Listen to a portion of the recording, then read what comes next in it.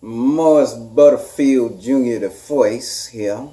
That boy was gonna do something and he wasn't coming out right, so I said I'd do it for him because it's a classic parts of black literature.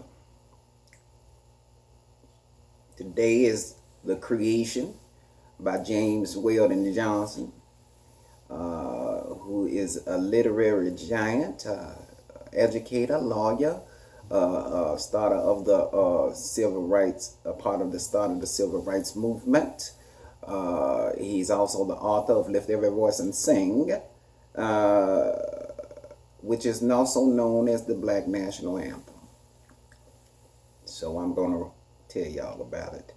The Creation by James Weldon Johnson. Is that thing on here? Yes.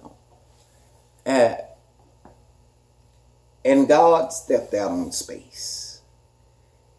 And he looked around and said, I'm lonely. I make me a world. And as far as the eye of God could see, darkness covered everything. Blacker than 100 midnights down in a cypress swamp. And then God smiled. And the light broke. And the darkness rolled up on one side. And the light stood shining on the other. And God reached out and took the light in his hands. And he rolled the light around in his hands and until he made the sun. And he set that sun ablazing in the heavens. And the light that was left from the sun, he gathered it up into a ball and flung it against the darkness, spangling the night with the moon and the stars. And God said that was good. And he stepped out to the edge of he looked and saw that the earth was hot and barren. And he stepped out over to the edge of the world and he spat out the 7 seas. And he bat his eyelashes in the lightning's flash. He clapped his hands and the thunders rolled. And the waters from above came down, the cooling waters came down. And then the green grass sprouted and the little red flowers blossomed.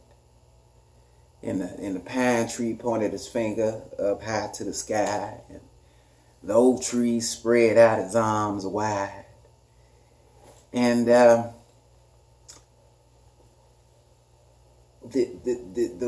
lakes, they cuddled themselves down in the hollows of the ground.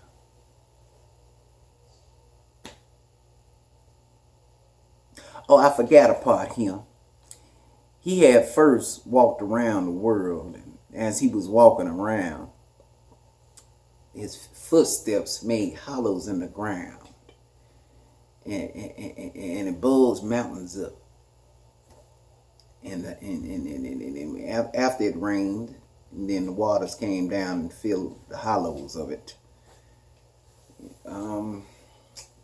And you know, God smiled again. Yes, he did. He smiled again, and a rainbow appeared, and it curled itself around his shoulders. And God said, that's good. And then God had raised his arm and waved his hand over the sea and over the land. And he said, bring forth, bring forth. And quicker than he could drop his hand, fishes and fowls and beasts and birds swam the rivers and the seas and roamed the forests and the woods and split the air with their wings. And God said, that's good. And then God came down, sat on the mountain, On the side of a river, he sat down and thought. And God thought and thought until he said, I'm lonely still. So he kept thinking until he thought, I'll make me a man. And so up from the bank of the river, God scooped the clay. And down by the river, he knelt down and he formed the clay. And the Almighty God who formed the sun and fixed it in the sky, who flung the stars all in the night, who formed the world with his own hands, and filled it. He looked at it all. This same one formed man. And like a mammy bending over his baby, he kneeled over man. And into his lungs, he blew the breath of life.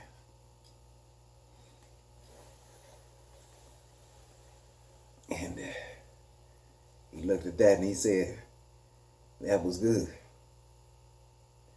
And man became a living soul.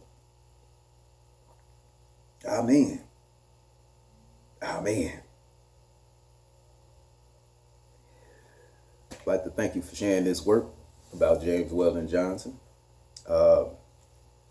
As I said before, a very important staple of literature, not just black literature, not just black American literature, but American literature.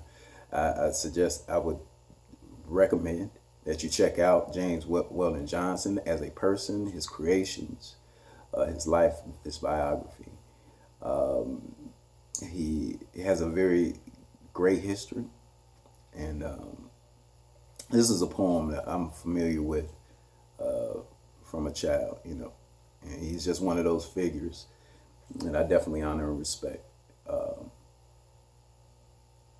because it's very poignant, to the point, and it just really shows how personal creation can be when you bring in something to life. So thank you very much for taking the time, and I hope you have a great day. Bye.